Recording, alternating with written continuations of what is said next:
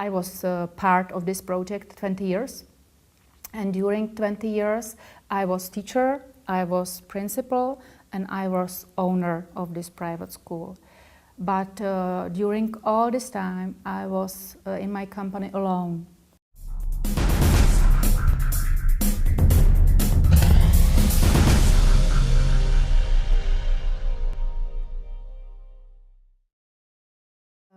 My name is Ivana Malková, and from 1991 I was in a group of people, parents and teachers.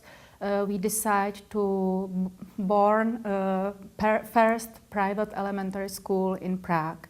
And we have only from first to fifth grades, 14 children in a class. And because there were the time where there were no internet, no copy machines and so on, so we have no information about other education systems outside our country. So our only idea was to be at school where children, parents and teachers will have a good feeling, no stress, and they teach everything, they learn everything what they need, like in the other schools. And we started with the forms by our intuition and our instinct. And for us was the most important to be with children together and have a reaction for the present moment. For example, when some children come to school and was crying, and I asked him what happened, and he said, "My dog died this night." And I say, "Oh, I'm sorry. What do you think about this?" And other children says, "My rabbit died years ago." And from this team, we started to speak about life and about die. And it was nice 2 weeks long project when we in mathematics we count rabbits and dogs and so on. And it was very nice and funny for children and for parents and for teachers too. So this project was about, I was part of this project 20 years. And during 20 years, I was teacher, I was principal, and I was owner of this private school. But during all this time, I was in my company alone. And it was very hard for me because I had to do many decisions. For example, how much money from parents received for this private school and so on. And it was very hard for me to be alone for all these decisions. So if it would be a possibility to go back, I would like to be in partnership, for example, with some men who say, "Okay, I will care about money and you will care about the children." So that was one hard thing. Other hard thing it was that I have not so much time for my private life because I'm a perfectionist and everything will be correct, perfect. And I was working 16 days daily, no weekends, no holidays.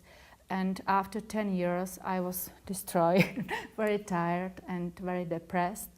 And I started to think what to continue because I'm a creative woman and I need to make new and new things. And at school, you are in a system and there is some spiral, and every September you do the same things. Every October you do the same things. So after 10 years, it was enough.